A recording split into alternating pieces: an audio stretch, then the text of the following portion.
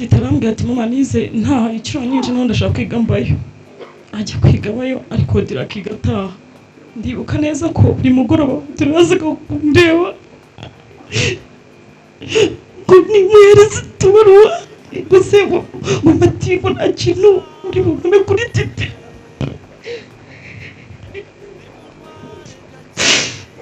Nuko nkandika akabaruwa nkamutuma nawe akandika utundi akatuzana. Ndibuka ko byaje kurangira mbwira ati titi rero interina yamunaniye ndabona ari kunanuka shaka ukuntu mukura muri interina. Iyo message notire wayinyandikira kuri Instagram.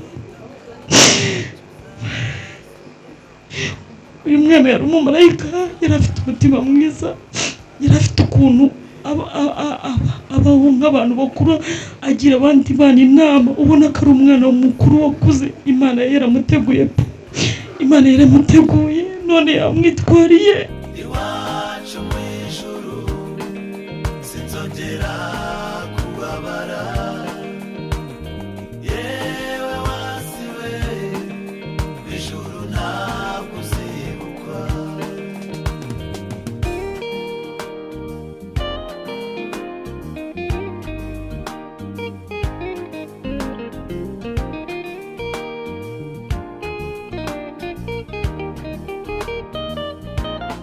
Mubiriwe narakwambitse n'ukuri ntako nagize, ariko wanze kunyurwa.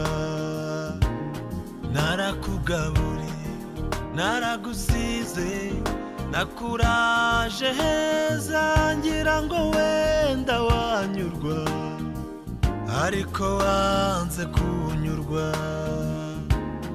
Mubiriwe ndabizi nzakwamburwa wishuka, wavuye mu gitaka ni nacyo uzasubiramo. Nzakwamburwa yewe wa mubiriwe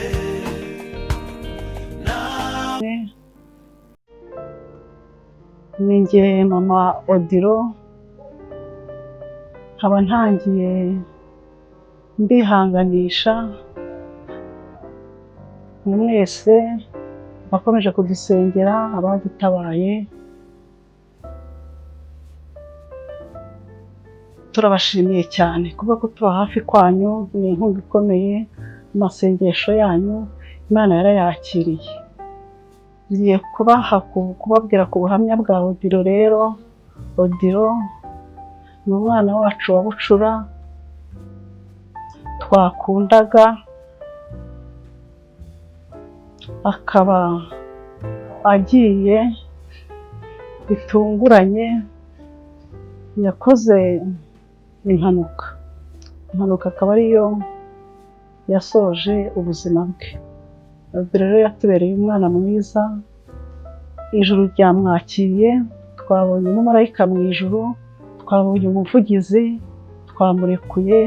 Isumba byose yadushoboje, dufite umuvugizi mu ijuru. Ubwo nkaba nihanganishije umubyeyi wese wabyaye. Ibi ni ibihe bikomeye, ndamwihanganishije. Natwe Imana yadushoboje, yadukomeje, yamutwaye, yabikoze arabisoza, iranadukomeza. Twamurekuye aho ari mu ijuru kwa Jabiro. Abamarayika bamwakiriye, twabonye umuvugizi mu ijuru, umuvugizi marayika Odilo Rwisa yicaye kwa Jambo. Imibabaro yarangiye, aheza ni mu ijuru. Gusa twizeye ko umunsi umwe igitondo cy'umuzuko tuzongera tukamubona. Ubucura bwacu Odilo Imana yamuhayeho impano nziza. Yari mwiza inyuma, afite uburanga budasanzwe bwiza, mwese murabireba. Afite ubwiza bw'imbere bukomeye. Abaha mwese inkomoko yabwo murayizi. Ubwiza bw'imbere bwa Odilo bufite inkomoko. Imyaka abayeho 19 n'amezi 3 n'iminsi 2, ntabwo ari igihe kinini, ni igihe gito, ariko Odilo igihe cye yagikoresheje neza, agiye gitwara imirimo myiza yarayikoze, yari ubuhamya bugenda, apfuye igitore,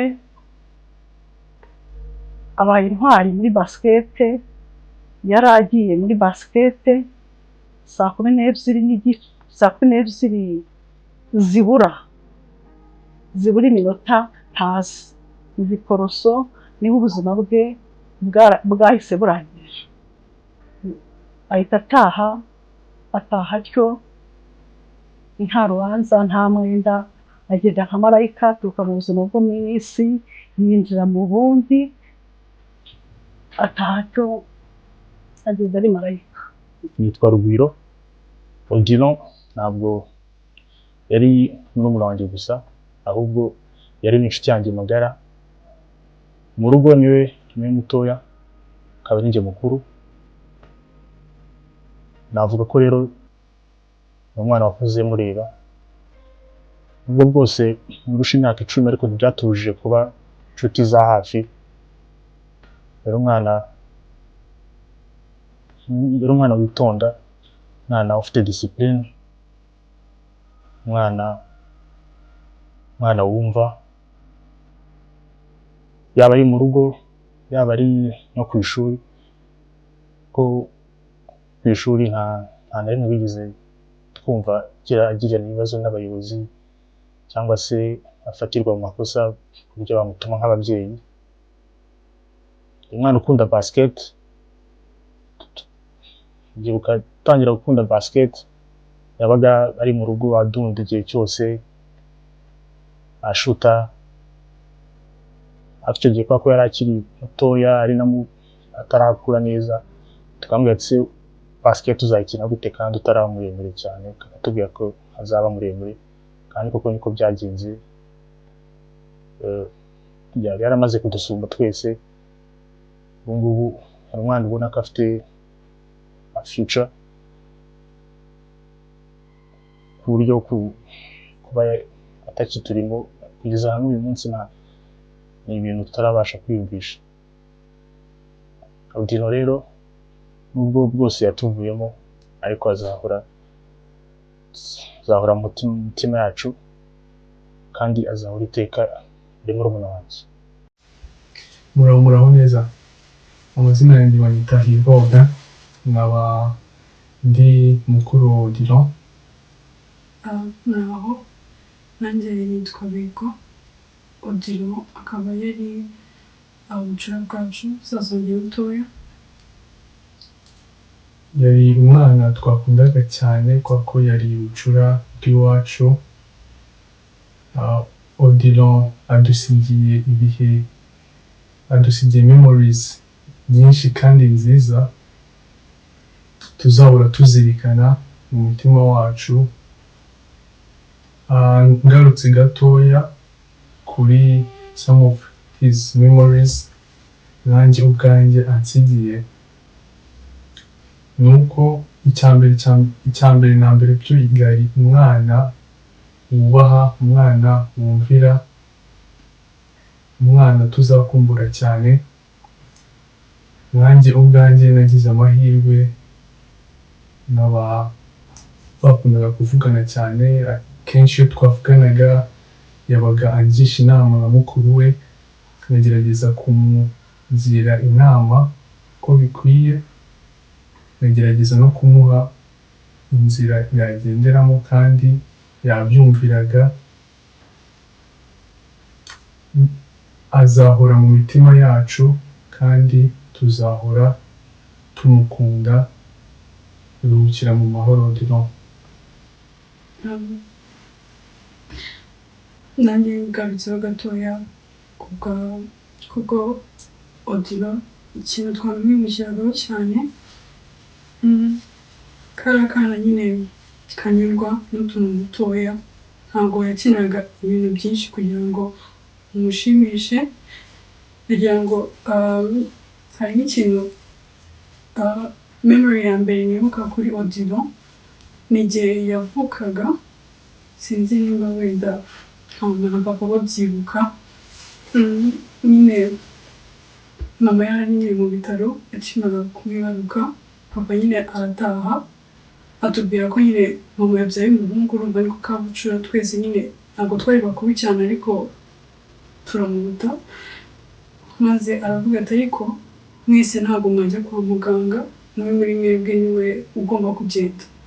Ndabyibuka papa yafashe udupapuro 4, udowe yari mutoya, ubwo ni njyewe, akanzi akawuba akawugire n'akabwiro, ubundi dutatashiraho X, akandi kamwe ashiraho V. Ubwo ngubwo ndibuka ko ari njyewe wagize amahirwe yo gutombora akafre, ntabwo nzi impamvu. Ubwo ngubwo nyine tujya ku bitaro, nsanga nyine mama yabyaye agahungu keza ka Odilo, kabucura kacu. Nasanze no marine wanjye, ndumva ariyo memory ya mbere ya Odilo mfite, nanjye ntabwo nari ndi mukuru, nari mfite imyaka 5. Gusa twakuze tukabona nk'akabucura, nk'akana twese nyine dukunda, dutetesha, na mama yamuteteshaga cyane, kandi twamufataga nyine nk'umuntu tuzahereza ibintu byose twebwe tutabashije kubona. Ndi na hano twakundaga kuvugana, ugasanga nyine ndi kubwira se nta mafaranga uba ukeneye, nyine kutajya umbwira niba ari ikintu ukeneye. W'ikintu yansabaga ni inkweto zo gukina na basket. Gusa nyine akaba yashimye Imana ko at least yabashije kubona abavandimwe bamuhereza kimwe cyose, kandi passion yari afite yo gukina basket akaba yarayikomeje, akaba ari nacyo yazize. Ariko ndashaka no kwihanganisha mama na papa. Icyo nababwira, muratubona njye na Obe turakomeye, kandi muracyadufite, ntimugire ngo abana banyu bose babushizeho. Nubwo mwatubyaye turi 6, tukaba dusigaye turi 5, turacyahari kandi nta kintu muzatuburana.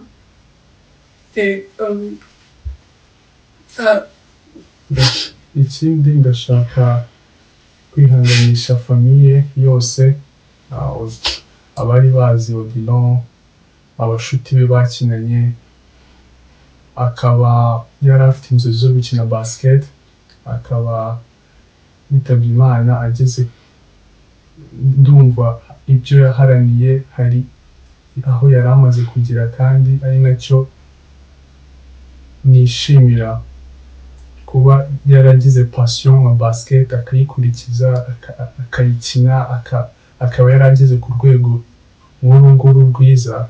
Ndabishimira Imana, kandi ndashimira Imana kuba yaramudutije no mu myaka 19 tukaba twarayibanyemo yose.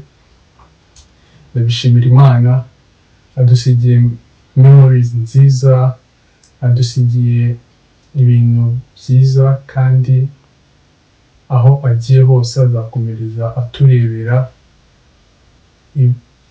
Ibyo tuzakora byose mu buzima tuzahora tumuzirikana, tumwibuka, azakomeza abe mu mitima yacu. Icyo tuzakora cyose tuzaba tuzi ko ari umuntu uturebera, naho twajya gukosa cyangwa gutana gatoya tuzaba tubizi ko hari umuntu uri kuturebera kandi atwifuriza ibyiza, kandi tuzahora tumwibuka. Kandi ndizera ko na nyuma y'ubu buzima hari ahandi tuzahurira. Yego. So abari bamuzi mukomeze mwihangane, ibihe bitoroshye kandi tuzabicanamo twese, natwe hano turakomeza gukomera, gushikama. Abari mushiki wanjye n'abandi bose mukomeze kwihangana. Murakoze cyane. Nanjye nsoza ndababwire famiye yacu, mama, papa, Rugwiro, Odile na Odo, muri mutugire ikibazo njyewe na Obe turakomeye kandi tuzabinyuranamo. Ndamufite kandi nawe aramfite, rero muzaze mugira ngo turi twenyine. Hano hari komite nini y'abanyarwanda bari muri Pologne, rero batuba hafi, rero bari kudufata mu mugongo kandi bari kutwihanganisha muri ibi bihe bikomeye. Rero mama na papa ndetse n'abavandimwe bacu mukomere, kandi tuzabinyuranamo ibi bihe twungutse umumarayika mu ijuru, kandi nawe tuzatumusabira ku Mana. Ariko n'abandi mwese mukomere, famiye, abakuza, abakuzine, abatante, abatonto, abaturanyi, twese dukomeze gukomera ko ariko ibintu byose bibaho kubw'umugambi w'Imana. Murakoze. Azina ryanjye Ngabasare, ndi mukuru wa Bwiza Odile. Ibyo sinabona gusobanuramo ko ari umwana mwiza, utuje, ikinyabupfura cyinshi, ukunda abantu, ucecetse, utanga urugero kuri twebwe bakuru, amufatira urugero. Yabonye Imana yamukuze kuturusha, iramwitwarira n'aho ari komeza umukene kuri uzamuzanira yita Ngabasare, abona ari mubyara wa Bwiza Odile. Odile sinabona ibyo bavuga, usobanura ni umuntu utangaje, umwana utangaje, ikinyabupfura cyinshi, ukunda ko kina basiketi, ugira umuco mwiza w'amahoro, ukunda abantu, ikinyabupfura cyinshi. Imana ikunze kuturusha, iramwitwarira aho ari, akomeze kubikira amahoro, kandi dusabira kuyumvisa ntakoze. Odile, uragiye usize urungano, usize abo mwakuranye, usize inshuti zawe, usize abakumenye bose, ko ugiye kare, ariko Imana igukunze kuturusha. Twifuzaga kuzakubona hari byinshi ugeraho, hari inzozi zawe ufite kugeraho, ariko uragiye kandi ugiye hakiri kare. Ugiye tugifite byinshi byo kukubwira, tugifite kukubwira ngo turagukunda, tugifite kukubwira ngo twifuza kukubona hari achievement ugezeho mu buzima, ariko uragiye. Nzi ko Imana izagutuza heza, kandi Imana iguha iruhuko ridashira. Uzahora mu mitima yacu, uzahora mu bantu bakumenye, abantu bakuzi. Tuzahora tugukunda kandi tuzakumbura ibihe byiza twagiranye. Muraho neza, nitwa Hagenimana Vanessa, ndi mushiki wa Bwiza Odile, mama we ni tante maternelle wacu. Ndabona hino Odile yari igifwa wanjye, namwitaga icyo namuvuga ni uko ari umuvandimwe mwiza, ari umwana witondaga, ari umwana wari ufite ikinyabupfura. Tuzahora tukwibuka, tuzakomeza ku mitima yacu arizo mu ijuru. Amasezerano dufite na Bwiza Odile tuzahoza ku mitima, tuzajya tuyamwibukiraho. Muri kano kanya ntabwo twabashije kuboneka kugira ngo tumuherekeze kubera impamvu z'ishuri. Imana yamukunze kuturusha, tuzahora tumwibuka. Imana imwakire mu bwami bwayo. Bonsoir, je m'appelle Elisa, je suis la cousine de Odile qui est décédée. De cela me blesse, ils sont décédés parce que notre relation était très fusionnelle. Quand j'allais les rendre visite de temps en temps, un jour au basket, nous avons écouté avec mon frère. Et on regardait quelques films et séries ensemble. Ça m'attriste qu'ils soient morts ainsi, car il était très jeune et il aurait pu être basketteur professionnel. J'espère que maintenant il est avec Dieu et que son âme est en paix. Bonsoir, je m'appelle Guillaume David, je suis le cousin de Odile. Il est décédé lors d'un accident de voiture, de moto, et ce qui est vraiment triste parce qu'il est parti très très tôt. C'était un basketteur réformateur, il jouait au basket souvent. Il était drôle, il était très calme, il n'avait pas de problème, il était très gentil. Il est parti très tôt. J'espère de là où il est une fois et qu'il repose en Dieu, qu'il est avec Jésus-Christ, que Jésus-Christ l'accueille dans son royaume. J'espère qu'il est heureux. Reste in peace. Nitwa Kolgate Claire Rwiza Odilo ni mubyara wanjye. Odilo twarabanye hano mu rugo niga muri kaminuza, abandi ari abana bajya ku ishuri, tubyuka mu gitondo twitunganya twese tujya ku ishuri. Odilo tubana hano yari wa mwana wo mu rugo udakubagana, udasahinda, utagira ute, usange uri mu mirimo mu gikari, usize abana mu nzu ngo bashaka ubabure. Oya, uwo ntabwo ari Odilo, ahubwo yakunze kugira inshuti nyinshi ziza zimusanga hano mu rugo, abaturanyi, abo bigana. Muri iyo myaka y'ubuto bwe yaranzwe n'urukundo no kwitonda kandi arangwa n'amagambo make. Yakunze kwitonda, yaranzwe n'urukundo ndetse no kwitonda cyane, ariko nimvuga ngo cyane yari marayika wari hano mu isi wigendera. Nubwo tutabimenye ko twari dufite umumarayika, ariko uyu munsi wa none nibwo turimo kubona ko twabanaga na marayika tutabizi. Mvuze rero ku bihe bigiye bitandukanye by'ubuzima twagiye tubana, bwakwira bugacya, twarabanye hano mu rugo, twarabanye twagiye kwa Grame Kamonyi kumusura, twadanduye za matera hasi twese turyamye hasi, twarabanye mu bihe byinshi byiza byose twabibanyemo. Ntabwo babona ibyo mvuga, icyo twamubwira umwana wacu ni ukumwifuriza iruhuko ridashira. Imana yamukunze kuturusha, ariko nanone ndongera gusoza mvuga ngo twabanye na marayika mu isi ntitwabimenya ngo tumwigireho. Cya bindi n'Imana yadushyize mu gikomeye, tumwifurije iruhuko ridashira kandi tuzahora tumukumbura. Wamwita Farida, ndi mubyara wa Mirira Odave arize n'uwa Mirira Odile. Ubwo ni ukuvuga ngo Odilo mu masano n'umwana wanjye, n'umwana wamubyaranaga. Rero Odilo tubere umwana mwiza.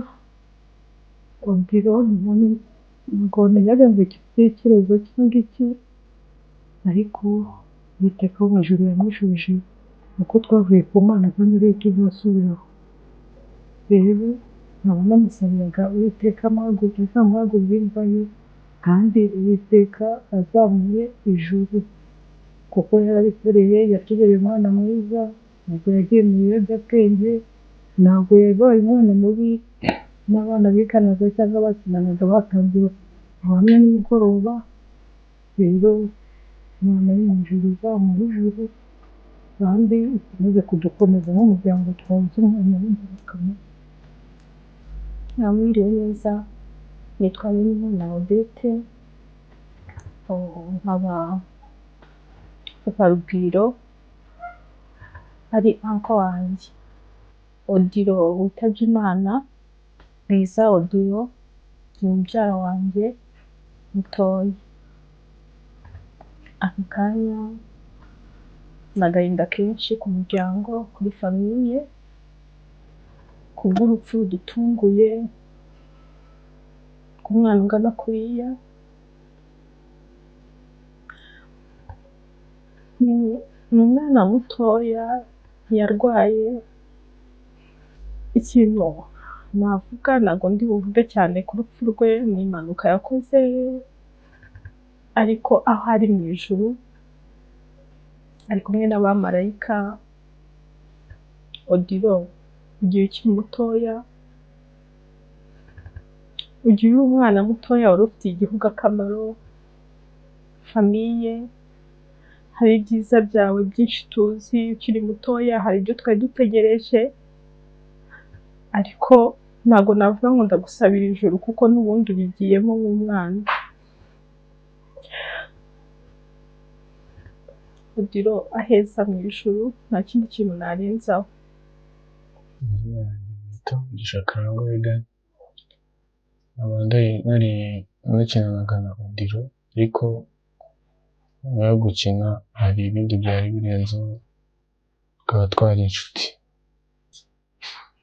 twirirwanaga kenshi buri munsi nabaga tuba turi kumwe, twagiye gukina ndetse no gutaha ndetse rimwe na rimwe twazaga na hano tuje gukora siporo kuko bagiraga gym ndetse n'ikibuga tugakinana. Ikintu rero Odilo navuga ko namwibukiraho ni uko yahoraga yifuza kumera nkanjye kuko nahoraga mutera motivation ibyo nakinagamo, ibintu byose nakoraga mu kibuga, ariko hari ikintu kimwe yahoraga yifuza kuzakora, kuzamfuka nyine abantu biga basket, bakina basket murabizi ibintu bakakubloka wari ugiye nko gushuta, izo nzozi yari afite cyane, si uko atabikoze ariko yarabikoraga nyuma akavuga ngo ntabwo nishimye, ntabwo birangirira aha ngaha, umunsi rimwe nzagupfuka nibwo nzumva nishimye. Amezi 2 ishize abimbwiye none aragiye, ariko ntawe ujya umenya nyine icyo Imana iba yaduteguriye. Odilo rero yari inshuti nziza, ariko twese bidushobotse ku muntu uzi Odilo yabaho niko yari ameze kuko yari very innocent.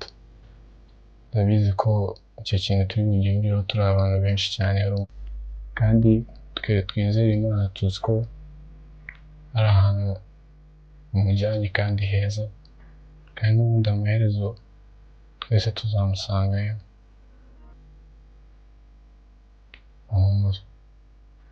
Amazina yanjye yitwa Ngabonziza Christian. Odilo yari umushuti wanjye, yari amaze kuba umuvandimwe, twarakuranye tukamenya. Odilo twamenye muri primaire, urumva Odilo ni umuntu utakundaga kuvuga, ariko iyo umuntu muba mukina buri munsi mugeraho mukamenyana kubera kwisanzuranaho, ntabwo mwabana mutavuga. Byaje gukomera ngiye mu wa 5 ko niganye na mukuru we witwa Odo ku mashuri ya Glory Academy Gisozi. Rero Odilo twabaye inshuti by'umwihariko, nanjye nawe kumva twahuzwaga na mukuru we cyane ari uko ndangije ishuri. Twahoze turi inshuti, nawe ndangije ishuri mu wa 6 nagiye kwiga ahantu hitwa Excel, ndarangiza mbona akazi gukora muri bya siporo, nshinzwemo siporo. Numva rero ko Odilo twari tuziranye kandi akunda basket, igoze free access yo kuzaza mu kibuga cyo gukina. Nkeka ko twari dukoze na streak, twari tumaze n'imyaka 2 kuva natangiye kuri Excel, nta minsi 3 yashiraga tudahuye cyangwa tutajyanye gukina. Urumva muri weekend haba ari mu vacances ko amashuri afunga tukajya gukina buri gihe. Urumva twari tumaze kuba inshuti. Hano harageze n'ahandi iwacu bahora baza gukora gym abantu duturanye, urumva tugabana Odilo tugataha, twari twageze saa 4, urumva narangije mbere ye nibwo yatangiye gukina Kigali. Noneho ubucuti bwacu bwari bumaze gukura cyane kuko wasangaga muri kasiye baramaze kutumenya, twarabanaga kuva kwa mbere kugera ku cyumweru. Ubwo Odilo namuherukaga amagambo menshi, namuherukaga ku wa 3 nijoro, yaranyohereje amafaranga 10,000, yamuhaye jezi, ncuruza amajezi. Nari bifise coincidence ariko saa 3 z'ijoro nibwo yanyohereje amafaranga 10,000, ndamwandikira snap namubwira ati kushyizeho make, arambwira ati nzamubwira ntabwo. Ubwo ku wa 4 mu gitondo ijoro turisenga, rero nijoro banduhamagaye Brian umwana w'inshuti yacu, turamuhamagaye ngo Odilo yabuze. ndamubwira ati nabaho nanjye mu bitotsi nka saa saba z'ijoro. Muraho, mbanje kwihanganisha mama Rugano Rugwiro n'abavandimwe be. Njye nitwa Mama Titi Rugwiro, plutôt Odilo yari inshuti ya Titi cyane cyane. Umunsi menye inkuru y'incamugongo nari ndi kuvugana na Titi video call kuko ntabwo ari mu Rwanda. Noneho umwana arumva ku telefone, ndibaza se umwana abaye iki. Telefone yongera guhamagarwa na murumuna we, arambwira ati mama arimo ararira cyane, Odilo yapfuye. Hari saa munani, amarira yabaye amarira, ndarira nkarira habura ubaza undi.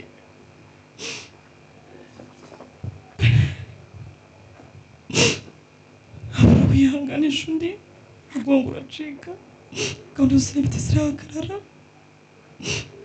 Abashije kuvuga arambwira ati mama ndakwinginze, kwa Odilo ndahakurangira. Urumva ni kwa kundi abana baba bari inshuti ariko ababyeyi mutaziranye. Ariko nari mbizi ko niba titagiye kwa Odilo abana nyine bajyaga bakunda kugenda, nabaga mfite umutekano ko batagana saa 4 z'ijoro habaga hari paniye kandi bose bakunda basket bakinana. Bakambwira ati mama kwa Odilo haba paniye, ubwo ngomba kujyayo tukaba turi kwitoza gukina. Akazana na karumuna ke bagakina saa 4 z'ijoro zikagera. Nuko abana baba inshuti, igihe cyarageze bagiye S4 bahurira RDK. Titarambwira ati mama nize nta iciro nyinshi naho ndashaka kwiga mbayo. Ajya kwiga bayo ariko Odilo akiga ataha. Ndibuka neza ko buri mugoroba Odilo yazaga kundeba ngo nimuhereze tubaruwa gusa mu matiku nta kintu uri bubone kuri Titi.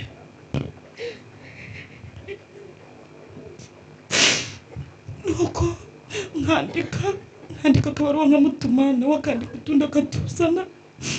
Ndibuka ko byaje kurangira ambwira ati Titi rero interina yamunaniye, ndabona ari kunanuka, shaka ukuntu mukura muri interina. Iyo message ni Odilo wayinyandikira kuri Instagram.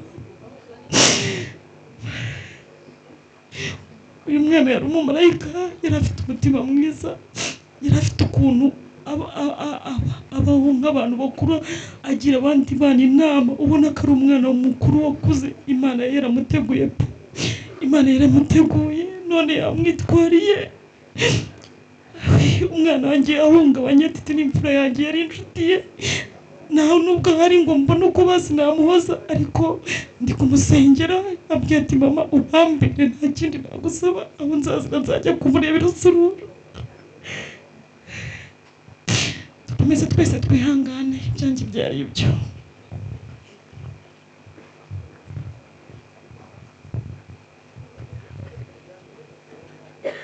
Nawe kandi wihangane, nagira ngo nsabe bababyeyi, mama Jeanne yadufasha akababwira bose bakaza.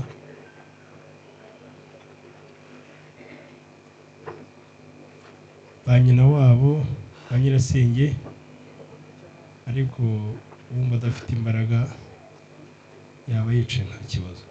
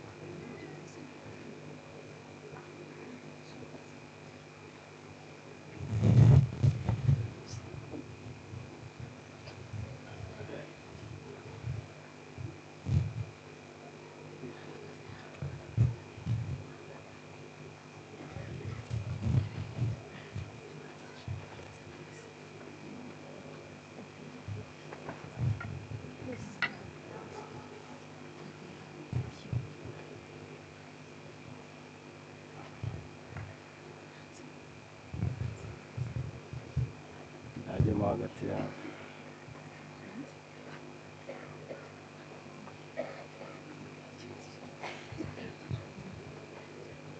Mwiriwe mwese.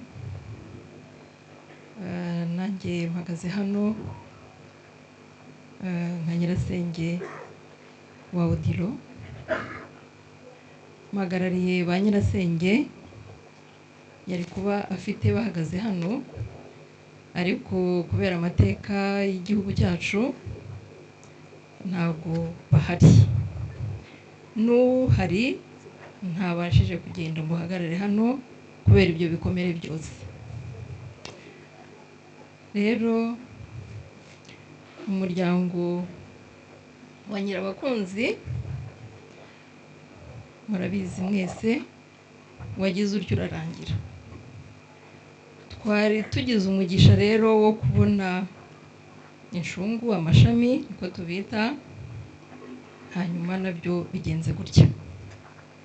Ariko mukomere kuko mu ijuru hari Imana, hari ijambo ry'Imana rivuga ngo Yesu arababwira ati nigezuka n'ubugingo, unyemera naho yaba yarapfuye azabaho.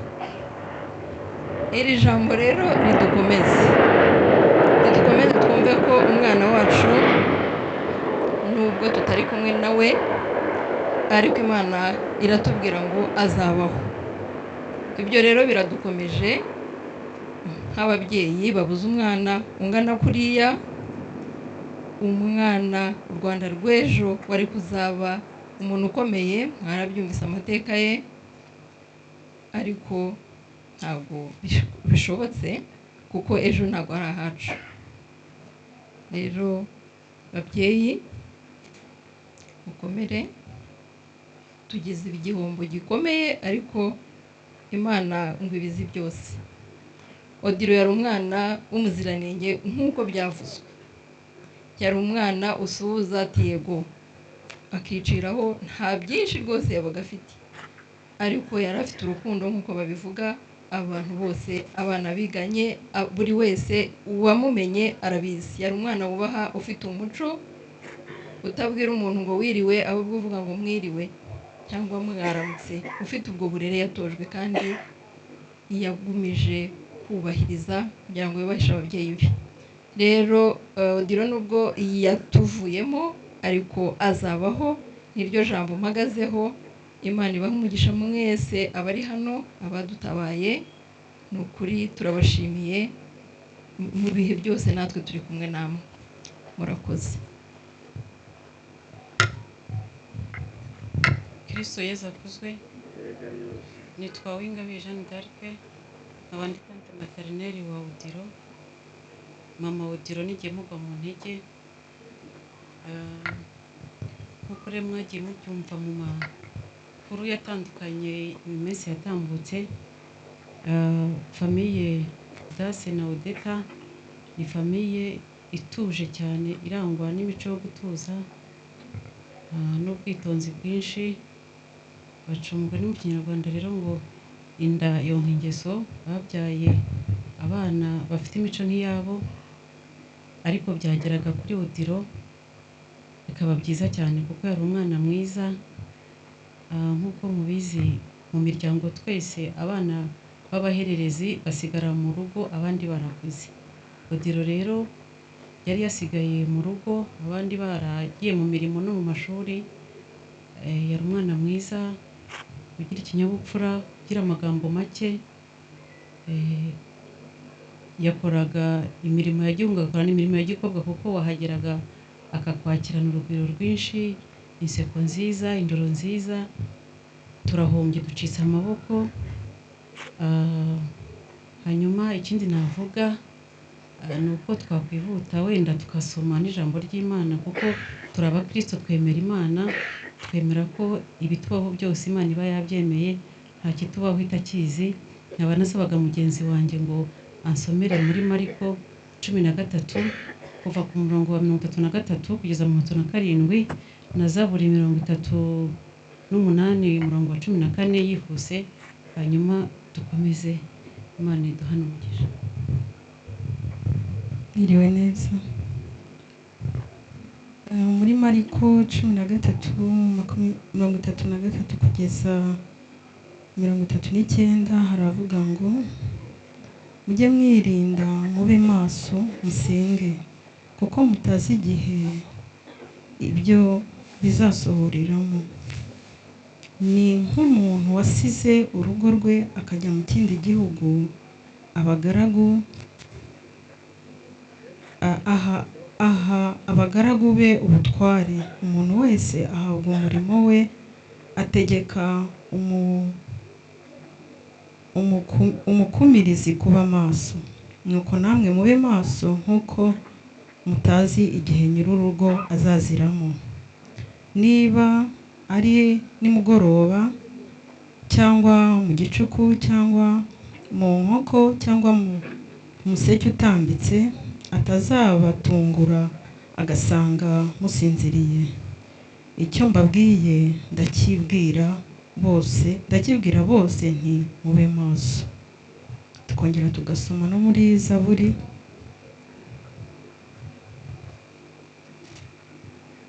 Zaburi 34 igice cya 34 umurongo wa 19. Abakiranutsi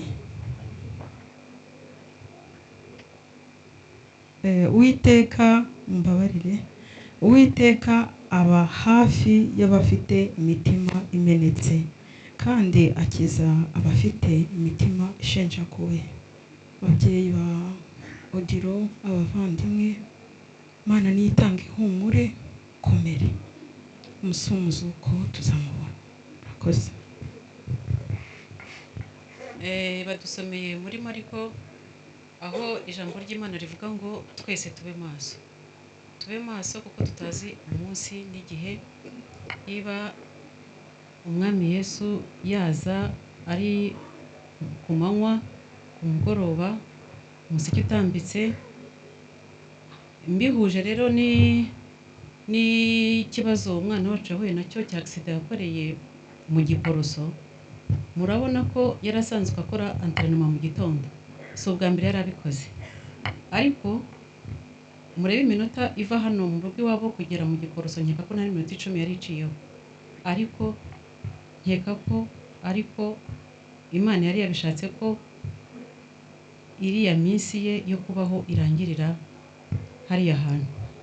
Ariko kandi ibyiringiro dufite ni uko Odilo yari akiri umwana mutoya, nk'uko bagenzi be bagiye bavuga ngo yari umumarayika wigendera. Imyaka 19 amaze ku isi si mike kandi si na myinshi, ariko kandi igihe gito abaye ku isi yakigizemo amateka meza, nta nkuru mbi asize imusozi. Buri umusaza uri hano, umukecuru uri hano, igikwerere, umusore, inkumi, umwana, amenye ko igihe cye nikigera azagenda, kandi ko tugomba guhora twiteguye kuko tutazi umunsi n'isaha. Odilo hari ijambo ry'Imana rivuga ngo isi uzayirirwamo ntuzayiraramo, uzayiraramo ntuzayirirwamo. Odilo niko byamugendekeye, yayibyukiyemo mu museso ariko ntiyayirayemo.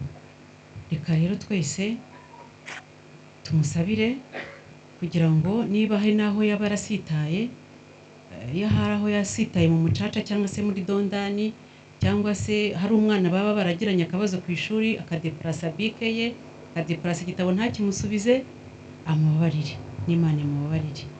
Rero nkasoza nkomeza umuryango wa Audace na Odeta n'abana, mukomere. Imana yonyine niyo ikwiye kubaha umutima wakiriye kandi ukomeye, gakomeza amaboko yanyu atentebutse, amave asukuma ikayakomeza, kuko twebwe ntacyo twabamarira usibye kubabwira ngo mukomere. Ariko mfite ibyiringiro by'uko Odilo ari mu gituza cya Aburahamu, yavuye mu gituza cyanyu, igituza cya papa na mama, kuko icyumba cye cyari cyegeranye n'icya papa n'icya mama byarebanaga. Imvura yagwaga, nyina akarunguruka, umuyaga wahuha akajya korosa, yavuye mu bushyuhe bwa mama ariko aryamye mu gituza cya Aburahamu. Murakoze, Imana ibahe umugisha.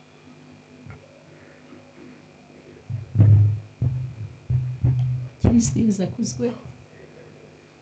Banyita mama Ivani, nkaba ndi nyina w'aba Odilo, ndi mukuru wa mama we. Ntabwo byoroshye kuvuga ku mwana wacu.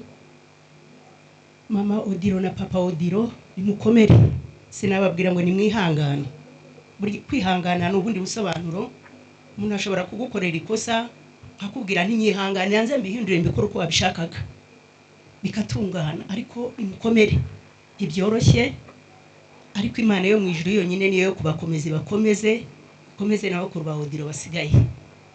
Odilo rero nkuko mwagiye mwumva ubuhamya bwe mu bana biganye, ubu bakinanaga, yari umwana witonda, yari umwana ntangarugero, no mu muryango twamutangira ubuhamya. Odilo umwana utazabaho sinzi uko yiterera. Yari wa mwana utakubaza ngo iki kiri hehe, uvuze ngo iki, muvuze ngo iki, mbigenze nte, mbe ugasanga afite ikinyabupfura cye cyihariye. Odilo rero hari umwana wavuze ati twabanaga na marayika tutabizi. Odilo yari marayika nuko tutabimenye. Muri iyi si tubamo, buriya ngo dusa n'abari muri bisi mwigendamo muri benshi, wagera kuri 19 ugahagarika uti ngenda vamo, uviramo 19 akavamo, uviramo 12 akavamo, kugeza igihe mwese mugenda binjira abandi basohoka. Uko niko mbona isi iteye. Ikintu cyose kigira itangiro kikagira iherezo. Buri iherezo ry'umwana wacu ryari ririya. Imana ntigira amarangamutima, ntabwo ireba uko tureba. Iza kuba yabazaga mu muryango dufite abantu bakuze bari mu myaka 90, 80 na yibaza tuba twaravuze ngo nimuturekere umwana mutware kanaka. Emwe nanjye ubwanjye nari kuvuga ngo jyana gikuze Odilo asigare kuko n'umwana, ariko ntabwo byakunze. Imana ni Imana, n'ubumana bwayo ukora uko ishatse mu gihe ishakiye. Rero bantu mwese muri hano, hari ababanye natwe mucyumva iyo nkuru, n'ukuri ndabashimiye, n'abandi ko mwagumije mugenda muza, Imana ibaha umugisha. Hari abana biganye n'ubu bakiza, hari abo bakinanye n'ubu bagihari, mwese hamwe Imana ibaha umugisha. Odilo tuvuyemo, ariko turahari kubwe, tuzahaba kubwe. Ntawe nifurije guhura n'ibyo twahuye nabyo, ariko uzagira ibyago wese azatumenyeshe, natwe tuzaba duhari, tuzahamubera, tuzaba kumwe namwe. Imana iduhana umugisha. Mwakoze kudushyigikira, mwakoze kuza kubana natwe, mukomere kandi mwihangana.